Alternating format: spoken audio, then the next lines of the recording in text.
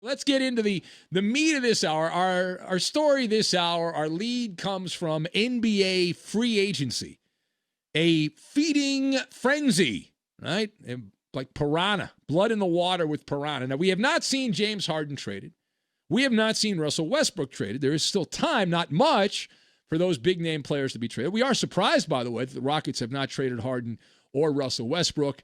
That confuses us, considering the other moves the Rockets have made. But there is no shortage of movement around the NBA. And as someone that loves the transaction, and I do, I'm a connoisseur of the transaction, let's get into the musical chairs nature of the NBA in this very truncated offseason. It has continued over the weekend. It's spilled into the new week. And so we can now take a breath and take a pause. There's a football show, meat and potatoes of football, but we can take a step back and go to the judges' scorecard. Now, the establishment basketball media are so smitten with the Lakers that I believe many of these people have their pants down around their ankles. They're so excited about the Laker moves. Celebratory nature, rah, just give them the championship. Let me tell you something. You know how that works? Because you guys, you idiots in the basketball media, gave the Clippers the championship last year. How'd that turn out? Dummies. So anyway, they're going on here, and many of you jackasses keep sending me these stories, specifically about Montrezl Harrell, who left the Clippers. They didn't want him anymore. And then the Clippers saw him sign with the Lakers, and they countered by snatching Serge Ibaka out of the jaws of the Toronto Raptors. And so the toss-up question, who had a better free agency period, Clippers or the Lakers? And the answer here is going to surprise you. It's the Clippers. The Clippers have done better. And I will in the next – no, say what you want. I am going to debunk in the next few minutes here in this Malin monologue the bullcrap that the Lakers, oh my God, it was such an amazing accomplishment for the Lakers. It's not true. It's not true. Please stop with the nonsense. You're spreading lies. So my observation, I've got nuance, Trojan horse, and Molotov cocktail. And we will lock all these things together. Now, number one. Listen, the Clippers' weakness last season, and it didn't get exposed until late when they missed a bunch of shots, but defense. You can't play soft serve on defense, and that's what they did. And a lot of that was Montrezl Harrell. And when he was on the court, he was a liability. Montrezl is a great offensive player. I enjoyed watching him play with the Clippers, but he is a disaster on the defensive end. He doesn't even try. He's a one-way player. The street doesn't go both ways. He's a low-energy defensive guy. He plays matador defense. That's the kind of defense. Ole, ole, ole, ole. That's Montrezl Harrell playing defense.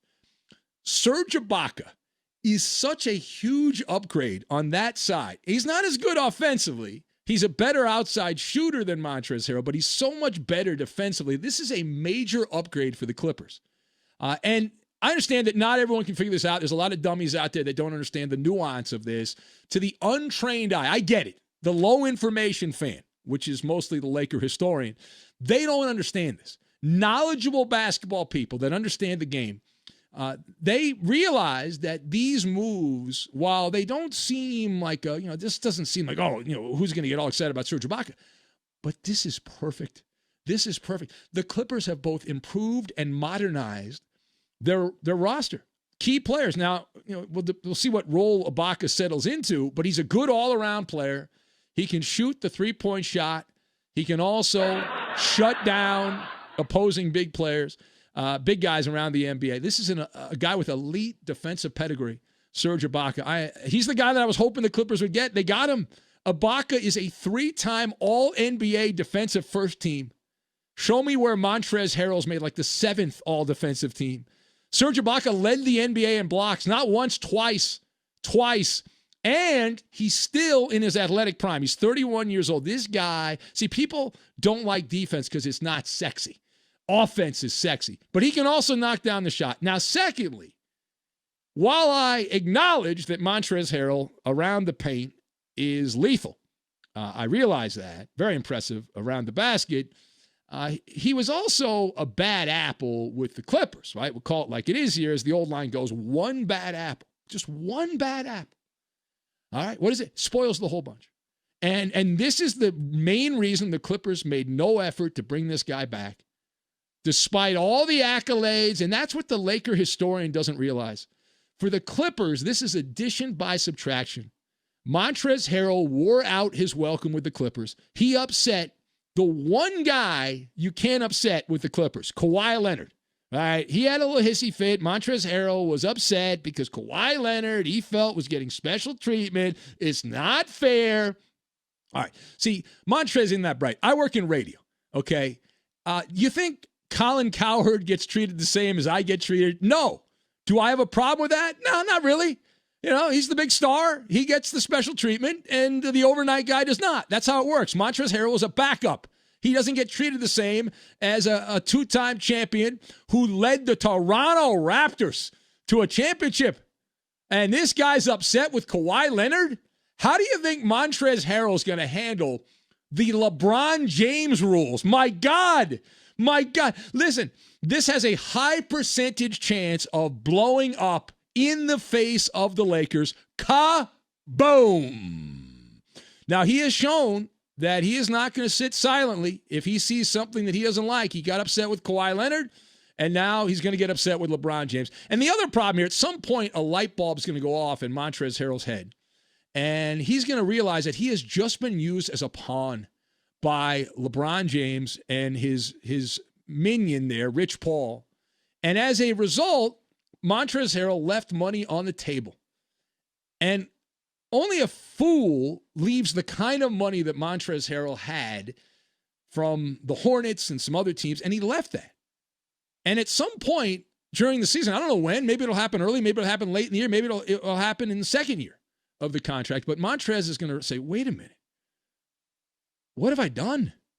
What have I done? I mean, no one gets the attention. LeBron gets all the attention. LeBron is an attention whore. No one that plays for the Lakers gets the attention LeBron James gets. It's 3 degrees of LeBron James. That's it. That's all. And so when I say looks can be deceiving, on the outside, Montrezl Harrell looks like a thoroughbred. But there's a high percentage chance he turns out to be a Trojan horse.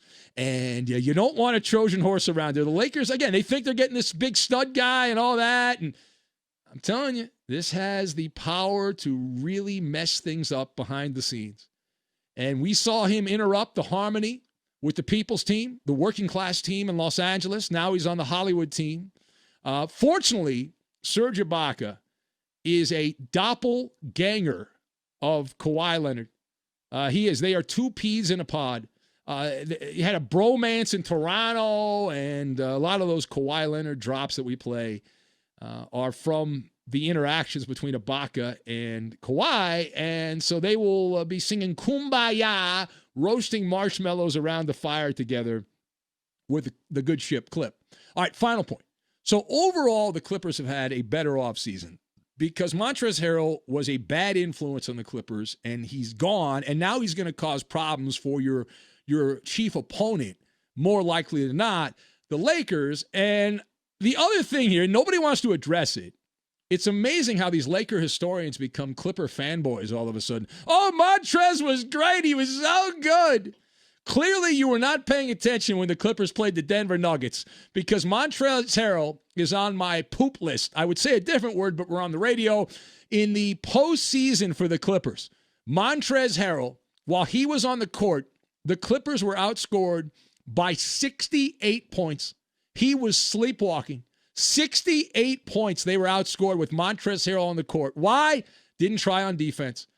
His offensive numbers weren't terrible. He just didn't try on defense. Did not try. For every basket he scored, the other team scored 2. Now, Serge Ibaka, on the other hand, on a Raptor team that didn't go that far in the playoffs, while Ibaka was on the court, the Raptors outscored their opponents by 34 points, plus 34.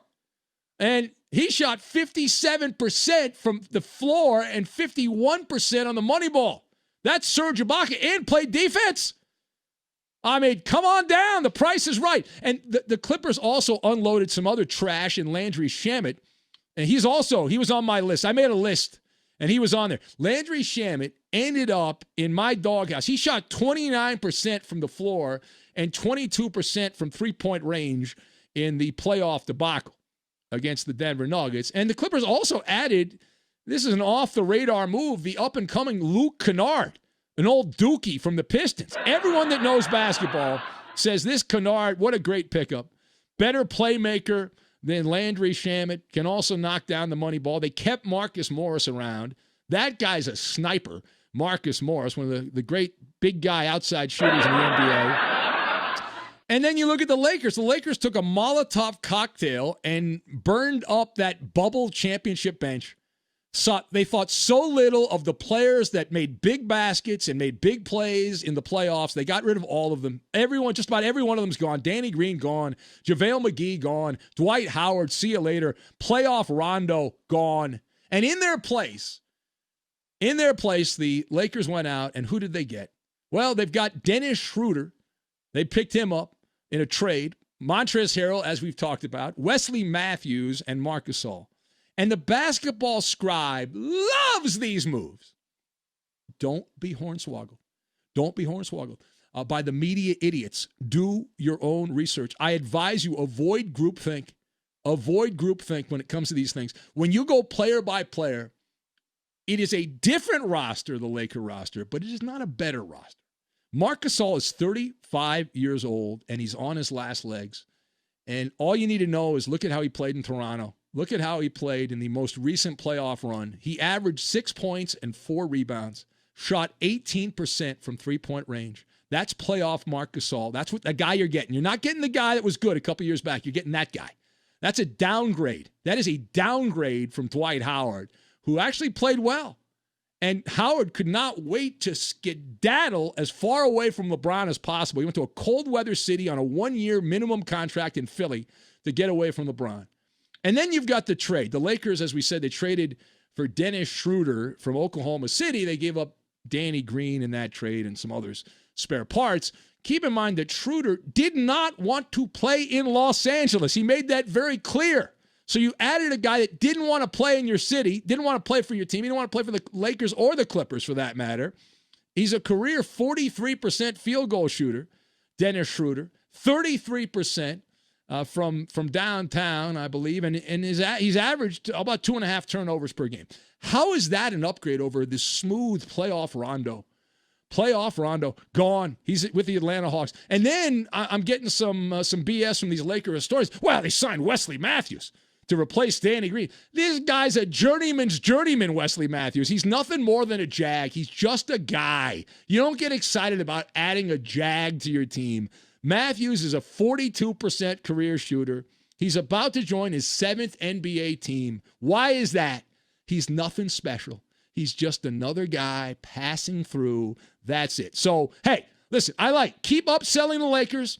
I want you to sleep on the Clippers, and then you will be attacked by the boogeyman. All right? You'll be attacked by the boogeyman because the Clippers had the better run to this point in the transaction game than the Lakers. That's just the reality.